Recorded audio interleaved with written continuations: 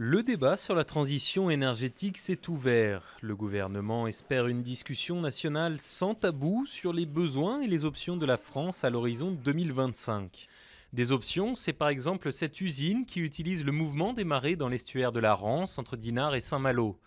Inaugurée par le général de Gaulle en 1966, elle fournit l'équivalent de la consommation d'une ville de 240 000 habitants.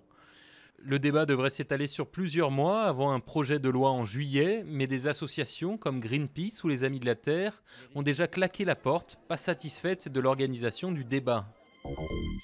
L'ancien Premier ministre kosovar Ramush Haradinaj a à nouveau été acquitté par le tribunal pénal international pour l'ex-Yougoslavie.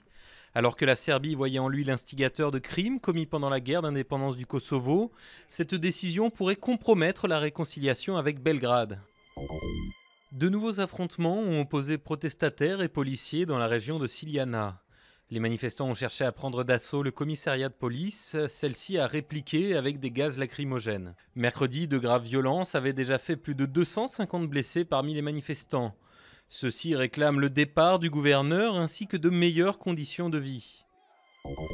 À Pushkar, dans le Rajasthan, un état du nord-ouest de l'Inde, une foire annuelle réunit des milliers de chameaux. De très nombreux acheteurs se rendent à cet événement qui est considéré comme l'un des plus grands de ce type au monde.